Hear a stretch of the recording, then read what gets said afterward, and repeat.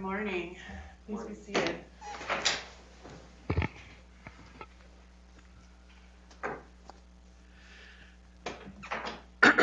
So good morning. Today is April 25th, 2024. This is the time set for oral argument in our case number CV 230564, State Farm Mutual Automobile Insurance Company versus Connor BALZAN.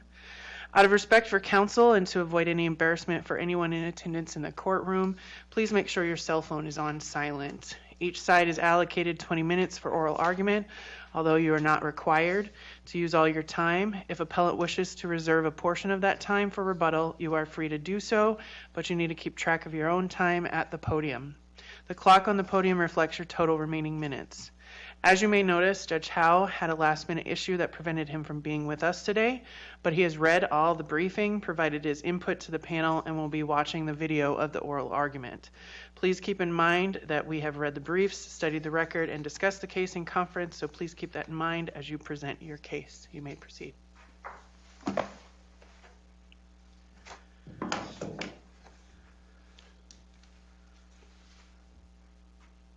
Thank you. May it please the court, my name is Mick Levine. I represent Connor BALZAN. Good morning, judges. And first, I want to talk about what this case is about. It's really about what the meaning is of purchased by one insured. And that's really what it boils down to, is what does it mean when the insurance policy is purchased by one insured? So I think in order to answer that question, we have to look at what is an insured. And insured is not defined by the statute itself. An insured is defined by the policy. Policy defines an insured as you or any of your resident relatives. So when we're looking at who an insured is, we're looking at who the you are, or the named insureds. In this particular instance, we have several named insureds. We have Connor, we have Madison, we have Russell, and we have Kimberly. I have to back up a second. Madison is not a named insured. Madison is a resident relative, so she counts as an insured by the definition in the policy. Connor, Russell, and Kimberly are named insureds on the policies that are involved here. Madison, she's an insured because she's a resident and a relative. So we have four named insureds. Once we figured out who an insured is, now we have to figure out who purchased these policies. It's obvious that we have Connor purchased one of them. There's no dispute amongst us about that. The question is, who else purchased policies? Russell purchased a policy, Kimberly purchased a policy, Madison reimbursed Kimberly for a policy. Now, boils down to, do married people purchase policies? As a married couple, as one person, one insured, or are they two different insureds? Counsel, you're referring to a community argument, and as I look at 2259.01H, can you point where in there that it talks about dealing with a community, a spousal community? It doesn't. So how do you get from there to here? The way that I get from there to here is that they're two different insureds. They both purchase policy. So because the statute doesn't indicate that they are one insured, they're not. They're two different insureds, and they both purchase policies. That means that we have more than one purchaser of insurance. Okay, but you don't disagree that these policies were purchased with community funds, though? That's not a point of contention, is it? I do not believe that that is a point of contention, no. They were purchased with community funds. I agree with that. Okay. But we also have additional evidence to indicate that there's more than one purchaser here. We have the payment plans themselves. As noted in our briefing, there are three different payment plans here. One of them is for Connor's policy. One of them is for Russell and Kimberly, who purchased coverage for the Jeep, the Mercedes, and the Infiniti. But there's a separate payment plan for the Kia.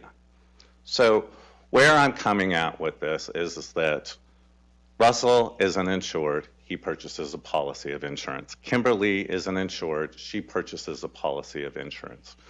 two policies, two insureds. They each purchase an insurance policy from State Farm. Now, wait just a second there, because that would be the case if, say, Russell were the only named insured on one policy, so Russell's car, for hypothetical purposes. Okay, so go with me on this. And Kimberly purchased yet another policy on Kimberly's car.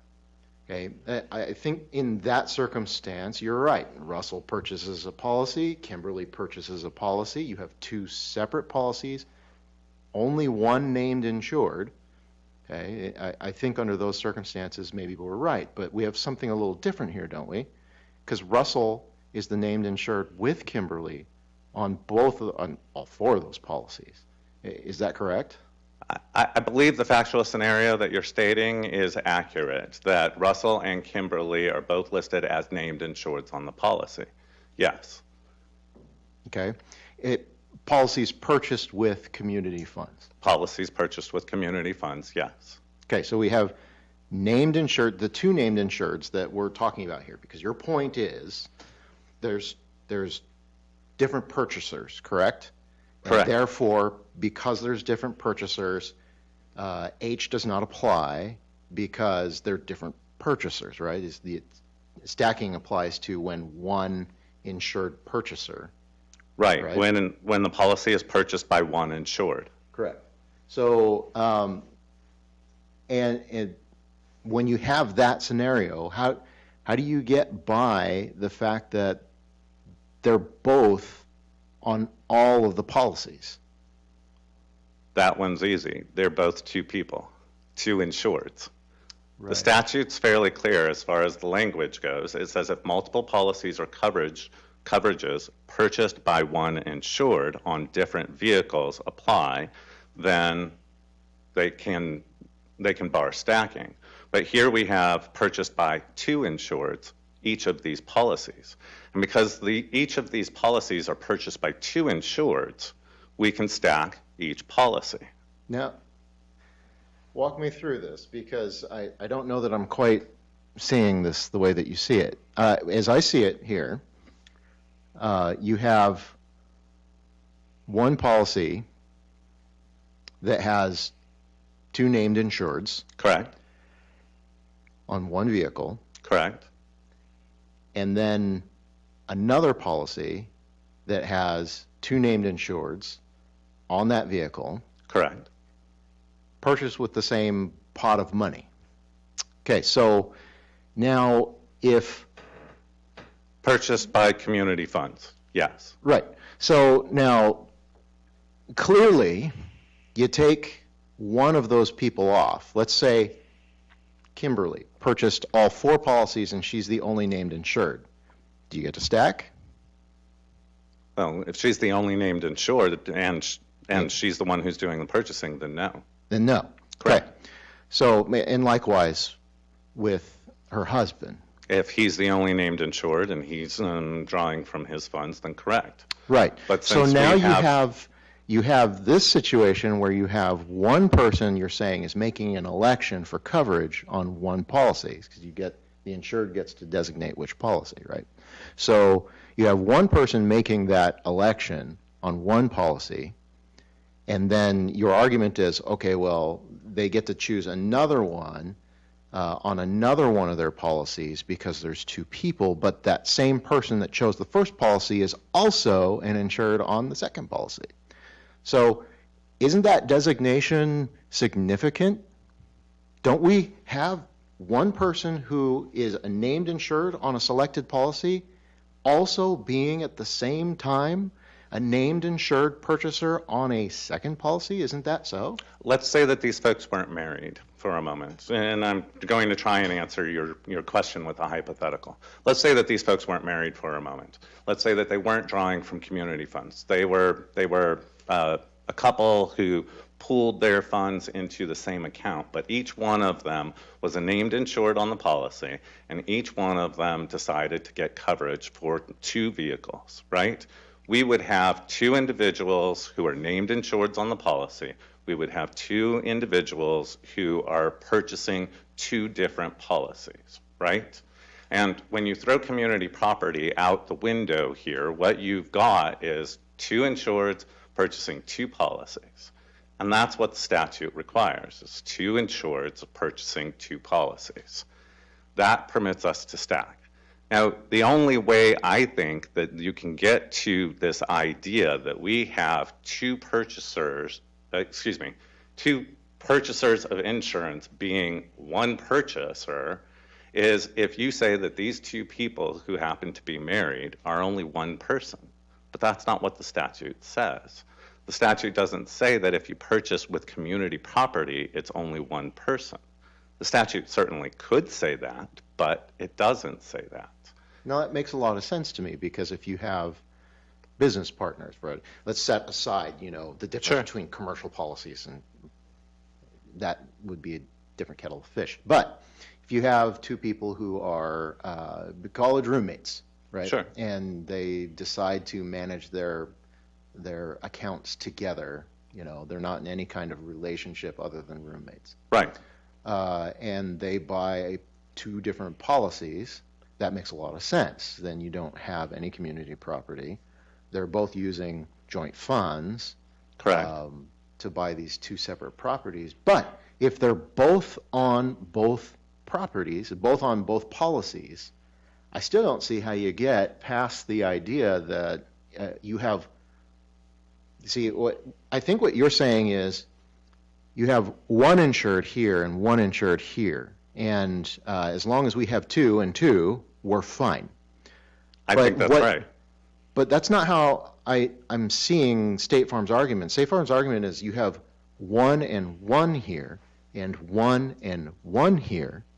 This person is the same person, this person is the same person. So if you have this person over here and this person over here, they're making elections that are cross-pollinating.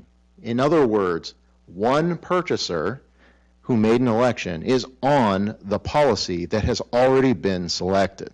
Right. And I understand what State Farm's argument is, and I think you've more or less encapsulated what State Farm's argument is, but the problem that they have with that argument keeps on coming back to the statutory languages. The statutory language, which is one purchaser of an insurance policy. And that's what the statute says, is one insured, right? But we have two insureds. Let's extrapolate it some. Let's say that we have 3 or 4 or 5 different insureds, and they purchase as many policies as they have people who are named insureds. Just because they're all listed as insureds on the policy, and they're all pulling from the same pot of funds, doesn't mean that they are one purchaser of insurance. See, and I don't know that The I agree with idea that. I think that you're getting at here is that when insurance is purchased by more than one person, they're looked at as one person collectively, one insured collectively. But that's not what the statute says. I don't view my position as, or my questions as adopting that position. They're not directed to it. If you have the circumstance of being an insured, that's what you're talking about. That's correct. Okay. But that's not what anti-stacking is invoked by. It's invoked by two circumstances, both of which have to pertain to the anti-stacking individual. It's insured, but it's also purchased. So Correct. the way that anti-stacking gets invoked is a person has to be at once both an insured and a purchaser. Yes. So if you are both of those things, then anti-stacking applies to you across the policies. So just to make it abundantly clear, we've already agreed that if Kimberly has one policy here and one policy over here, she can't choose both. Correct. But if you have Kimberly on this policy and Kimberly on this policy, regardless of whether or not, and was it Richard? Russell. I'm sorry. And Russell picks the other one, but Kimberly's still an insured on that policy. How do we get past the fact that now there have been two policies where the same insured purchaser is on both? And I think that's exactly what it boils down to, though. Let me parse the statutory language as you pointed out. You have to show, one, that there's one insured, right? And you have to show that it was purchased by one insured, right?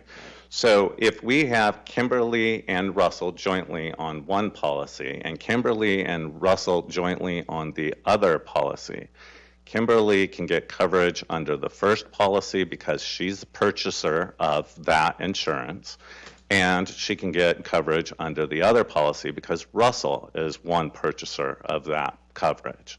But she's also a purchaser on the other one. But the statute doesn't say that if she's also a purchaser that she can't get stacking coverage. It only speaks to if multiple policies or coverages purchased by one insured on different vehicles. And so because it doesn't say if she's an insured, but says one insured, that's a different story.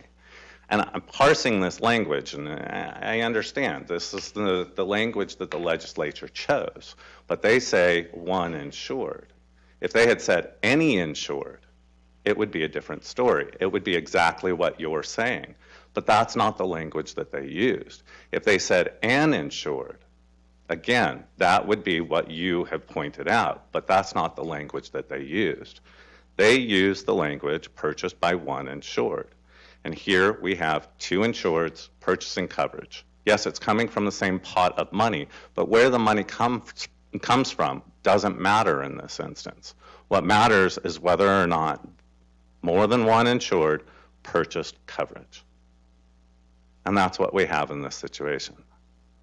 So I want to go back a little bit. You started with saying that this case was about, the purchase by one insured. Yes. That was the issue. Yes. But we do have a second issue We do. in the case that you haven't really talked about at all.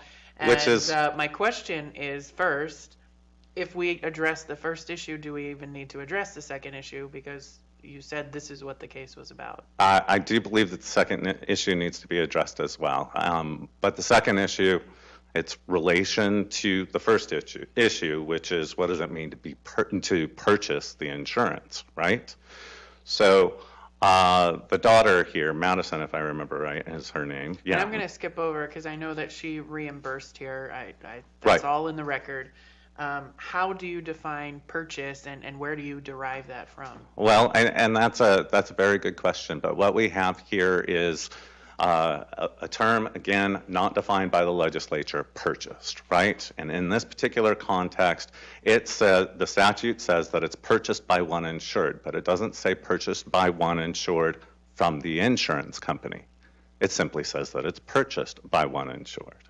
And the difference here, again, as I'll point out, is that if she needed to purchase it from the insurance company, according to the statute, then I would agree under that language that Madison would not count. But here, Madison's the one who gets the insurance. Yes, her mother pays for My question it. becomes, if we buy your argument, then Madison isn't a party to the contract. Madison isn't a party when to you contract, right? In order to purchase something, it's a contract. And if she's just reimbursing her parents for something, she's not a party to the contract that her parents have with State Farm. I understand what So you're I think my question is if I buy your argument and say that she is the purchaser, then how does State Farm to know she's the purchaser? Well, State Farm's agent knew that she was the purchaser, according to the Well, that's not what declaration. the paperwork said. I'm sorry? I don't think that's what the paperwork That's said. not what State Farm's paperwork said, but according to the declaration of Madison and Russell, that's what their agent knew. But I think ultimately we're going to look at what the policy says, right? I think you look at all of the evidence, and that's why it becomes a question for a jury to determine when you have contradictory evidence to what the paperwork says. And so with her parents' statement indicating that she was supposed to be the purchaser of this insurance, I think we have a jury question where the jury gets to determine Didn't they have that. some responsibility, though, to make sure that's what the policy said, was that it was in her name? I And mean, where, at what point do their responsibility, stop for making sure that it's right, even though you tell the insurance company, this is what I want? I mean, you still have to look at the paperwork and make sure that it's right. And that's a very good question for a jury to answer and for testimony to be taken on. I think that goes more towards whether or not there's a factual question. Shouldn't they have looked at this? Now we're talking about should haves and could haves rather than a question of law. But I think the evidence is what is, which is her name wasn't on there. Her name was not listed on the policy, but she still counts as an insured under the definition. Understood that. And the statutory language does say purchased by one insured. It does not say by one named insured. So even though she's not a named insured under the policy, she can still be an insured who purchases insurance. Now, the way that we get there is by the testimony of her parents indicating that they told the State Farm agent she was the purchaser of the insured. We also get there by looking at the payment plan information. There's a separate payment plan for Madison's vehicle than there are for Russell and his wife's, and there's a separate payment plan for Connor. So there is evidence from which a jury could conclude that Madison was a purchaser of insurance and that State Farm's agent at least knew about it. Thank you. See, my time is up. Thank you. Counsel?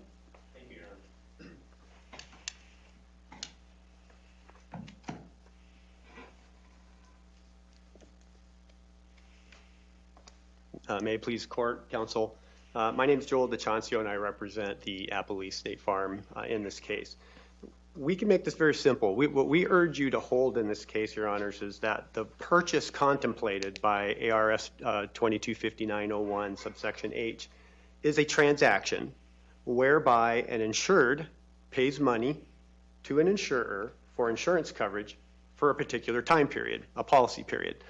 That's a very simple, very easy to apply definition of purchase. It's a transaction.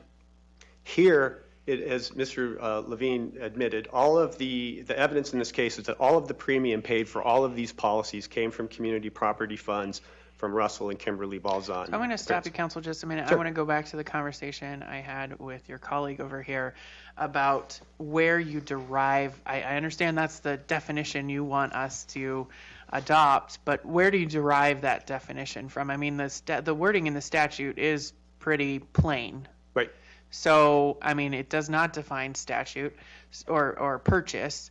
How do you derive the definition that you're asking us to adopt? Well, it's very simple. So you don't have to define, and you can't really theoretically define every word in a statute. So what the court does is they apply. I think our job is to define every word if necessary. And one of the foundations of statutory construction is that you apply a plain language definition when it can be done, which is exactly what the Supreme Court did in the Franklin case last year. They were asked to determine purchase in the context of intra-policy stacking, which is a completely different animal and has very little application here. But what the Supreme Court said is purchase means to buy, to pay for. So that's essentially the same definition we're asking for here. It's a transaction. Purchase. But arguably, Madison did buy the policy through reimbursement to her parents. So, the court in Franklin did not talk about that. So, again, yes, we can look at Franklin and the definition of purchase that they talked about, but there are situations where people reimburse, and they're the ones that are actually the buyers. So I'd like you to address that. Sure, let's talk about that. So in the context of the sale of insurance, purchase by definition requires a buyer and a seller, right? I mean, there's a seller of goods, there's a buyer of goods. Insurance is a different kind of product than most products, in that who buys it, the price of it depends on who buys it. For evidence of that, take a look at the premium between Connor's policy, which is about $1,600 for the same exact policy period, that the Kia policy, and Your Honor, you're right, the paperwork suggests that the principal operator of the Kia was not Madison, but Kimberly. The premium for the exact same coverage is about a third. And it's because Connor's a 20-year-old person purchasing insurance. Kimberly BALZAN is a middle-aged woman purchasing insurance, and that's how the purchase of insurance goes.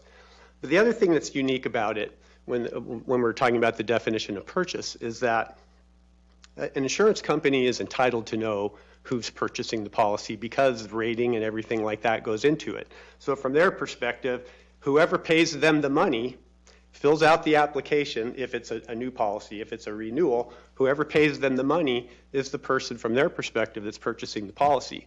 The other thing about insurance that's kind of unique is that in the statute, there are regulations and requirements that go along with the sale of uninsured and underinsured motorist coverage. You have to do a mandatory offer. If you buy what they're selling, Your Honor, then Kimberly BALZAN, who is the original purchaser of the policy, then reverts to the role of the seller of the policy to Madison.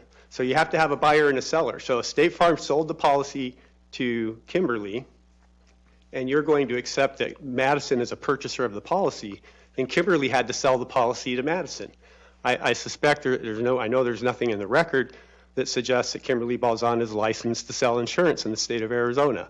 So it just doesn't make any sense to allow this argument to prevail. The other thing, as we've indicated in the briefing, is that it creates a slippery slope because you can find a dictionary definition of purchase that includes, in addition to paying money, other consideration. So, you know, I avert this is true. I had a case 10 years ago where the argument was, well, Mom pays the insurance bill, I pay the internet. Mom and I have an agreement. She doesn't have to pay the internet. I don't have to pay the insurance bill. So because I pay the internet and Mom doesn't have to, I pay for half of the insurance. The trial court rejected that, but that case didn't go up on appeal. So we don't have a published opinion on it. But that's the kind of slippery slope that gets created when you allow insureds to determine who the purchaser is after the fact without any input from the insurance company. So that's kind of the common sense approach that leads to our definition of purchase. And on the flip side of that, when you have these relationships, and what you're talking about essentially is what Judge Foster pointed out, that you have this extra contractual relationship between Kimberly and Madison. And if that's characterized not as a purchase but as a reimbursement, which does not equal purchase, the State Farm has no dog in that fight, right? That's out here, and that's between Madison and her mom. Correct. And it's not fair to State Farm either, because if this is truly Madison's policy, if their declaration is accurate, and I would submit to you there are maybe some credibility issues with that argument given what the paperwork says. If that's the case, Madison, who on the renewal notices indicates she's 21 years of age, State Farm should be collecting a higher premium for a policy that's supposed to be issued to her or that she principally operates. But so it's not fair to send Mom to purchase the policy from State Farm for a premium that's a third of what it would otherwise be, and then turn the vehicle and the policy over to a 21-year-old daughter who would be rated differently. So because State Farm is scoping the cost of the transaction and assigning risk under its contract with the party that it knows to the contract, correct? Exactly, and that's the whole point. I mean, that's the whole point of actuarial involvement in insurance, is we're trying to determine a risk, because we're not selling a tangible property that you can take home, put in your pocket, store in your closet. It's sort of an intangible. It is a piece of property, and it's an intangible piece of property. So, you know, it's not something that you can just give to somebody else. But I think if she wants to give that property to somebody else without the insurer's input, it's not fair from the premium standpoint. And how is an insurance company to ever know who the purchaser is? So they're allowed by the legislature to preclude stacking, but you're taking away, if you accept their argument, you're taking away their ability and their control over that transaction. Not only that, but if you look at the statute, you know, one foundation of statutory construction is that we like to have a term have the same meaning all throughout a statute. So we don't want to interpret purchase in one section of a statute differently than we interpret it in a different part of the statute. And so in ARS 225901, sections A and B addresses the sale of UM/UIM coverage. And in section A and B, A for UM, B for UIM, in those sections, there's language in the statute that talks about the insured purchasing a policy. In subsection H, it talks about an insured purchasing a policy. So if sections A and B, if the purchase transaction contemplated by sections A and B in the statute contemplate a transaction where somebody pays money to an insurance company, buyer-seller transaction, then it should have the same meaning in subsection H, which is buyer-seller. State Farm selling the goods to the buyer, they're exchanging money for it. So then it gets down to, and the reason that Franklin didn't have to address this issue is because we're only talking about the sale of one policy. The question in Franklin was, when you're purchasing one policy with multiple vehicles on it, are you purchasing multiple coverages within that policy? This is a completely different animal. With Franklin and intra-policy stacking, there's only one policy sale that we have to deal with. And so it's really, more of just a substantive issue. But here in the intra-policy context, we have to look at each sales transaction to determine who purchased it, when they purchased it, how it was purchased. And in this case, it's undisputed. Now, one thing I do want to raise quickly, because I think some of the discussion before was a little afield on this. The anti-stacking provision doesn't say purchased by one named insured. It just says purchased by one insured. There's a body of case law in Arizona that says, when the legislature intends to refer to the named insured, they say named insured. And there are parts of ARS 225901 that do refer to a named insured. So it's not whether they're named on the policy that matters. So theoretically, you could have multiple people named, because you can have as many named insureds on a policy as you want. You could have, if they wanted to, they could have the entire family listed as named insureds. They could have mom, dad, son, daughter, all listed as named insureds. But that doesn't mean they're all paying, that they're all purchasing the property. That just means that they're listed as named insureds and they have that status within the policy. But being a named insured is not equivalent to being a purchaser of the policy. So the best way to determine this, and this, I've spent the better part of 25 years trying to deal with this issue post-Lindsay on a case-by-case basis every day. And what we typically do to try to investigate this from an insurance company standpoint is, and that why our definition of purchase we think is not only common sense supported by the law and the statute, but also easy to apply as a bright line rule, because we know who exchanged compensation with the insurance company. We have canceled checks, we have Visa cards, like in this case. We know that 3 of the policies were paid from a bank account issued to Kimberly and Russell Balzan, and that the 3rd was a Visa card in Kimberly Balzan's name. And so we know who purchased the policy. So if you want to really get down to the plain language of the statute, multiple policies purchased by one insured, who bought, who paid for those policies. That's really what it comes down to. That's really easy to investigate. It reduces the disputes and the litigation by employing that kind of a definition. So it doesn't really matter who's named on the policy, because if the legislature intended that, they could have said if multiple policies are purchased by one named insured, and then and maybe that's what they intended to do, but that's not what the statute says. So if I'm following you correctly, the purchaser is not necessarily the named insured on the policy, is what you're saying.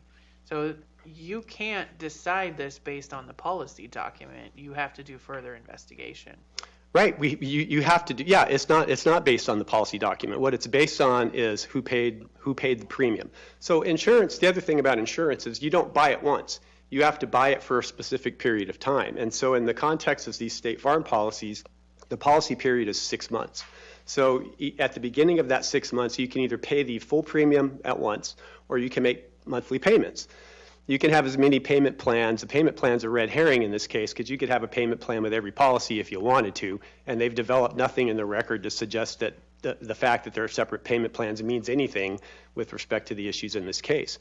But if you pay what we think would be an easy rule to apply, and is what everybody contemplated, the legislature contemplated, and consistent with the rest of the statute, is that whoever paid the money as the buyer to the insurance company as the seller for the period of time in which the accident at issue happened is the purchaser of the policy. And so in this particular case, the renewal notices, which are in the record in this case, show that of these 4 policies, all 4 of these policies, and Mr. I think Levine agreed that there's no evidence that these were paid with anything but community funds, that the payment of these premiums were 3 of the policies from a bank account in the name of Russell and Kimberly Balzan, and 1 from a Visa card in the name of Kimberly Balzan. She is the one that purchased that policy. She and her husband purchased the policy. So if you conclude, getting next to the next issue, if you conclude that a marital community is one insured, then I think you have to affirm the trial court in this case. Mr. DiCancio, we started this argument with the question of where in this statute do you find reference to a marital community? I don't, and so let's talk about that, because I think that's an important issue. So first of all, there's been much ado in this case about whether you can cite a Court of Appeals opinion vacated on other grounds. I don't think that's much of an issue.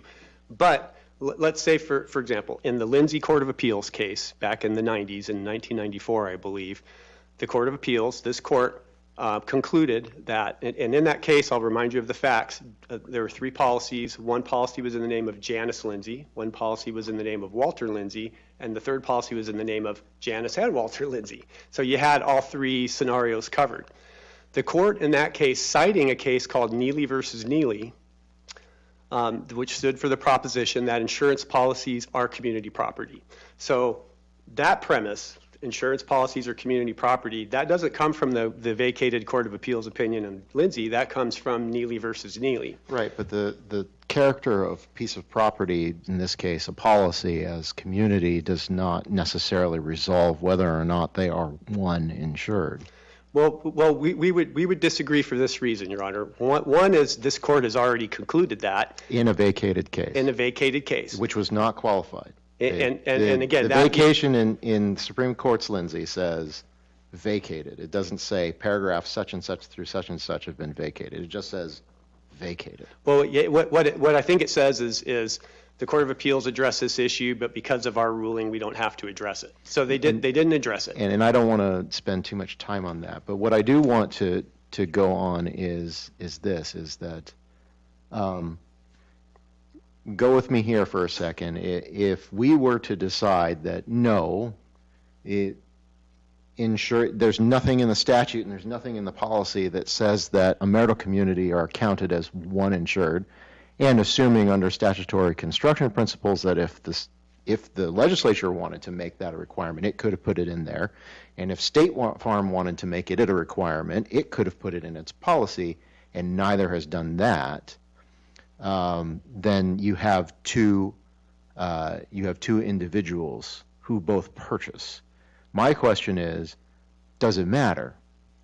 I don't think it does matter. I think the fact that when you make the decision to marry and you become a community under Arizona law, your property is one and the same.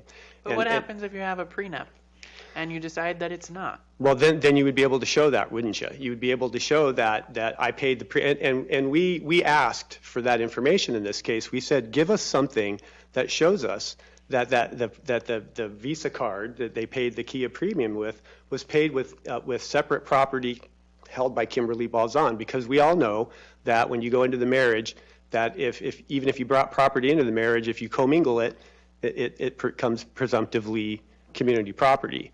But it's not just the Court of Appeals case in Lindsay. Let me also direct you to Giannini and Yeager, which are 2 cases. One's a published case, one's a memo decision that I think can still be cited. And in those cases, the Court of Appeals, this court, concluded in both cases that based on the anti-stacking provision in the statute, I think in that time it was subparagraph F, not H. But at that time, essentially the same language. Under that same language, multiple policies purchased by one insured, the court in both of those cases concluded that the insured was only entitled to collect under one policy. Now, they didn't go into a discussion of the community property issue. They just assumed it.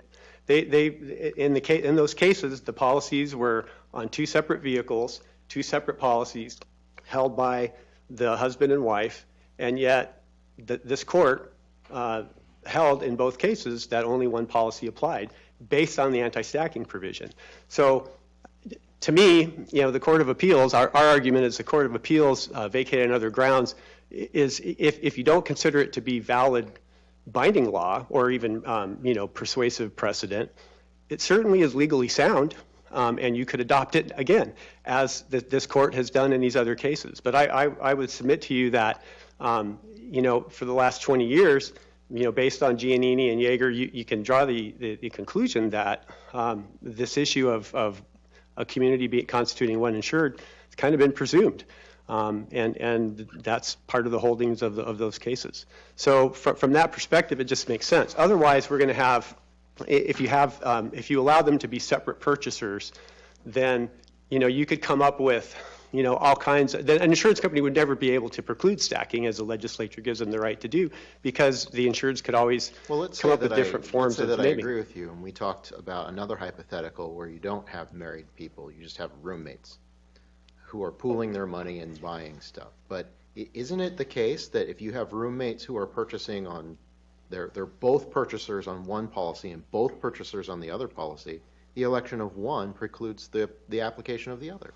What I would say in that particular hypothetical, Your Honor, and I haven't run across that in the 20 years that I've been doing this, but what I would say is if the evidence showed, and again, this is why it's important to have a nice bright line rule so that we don't have to hire lawyers and litigate each one of these cases, is that if two people pooled their money together such that this pot of money belonged to person A and B, and person A and B went out and bought multiple policies with that pot of money, then they should constitute one insured, because even though they are, especially if they're named on the policy like that, that's not the case before us.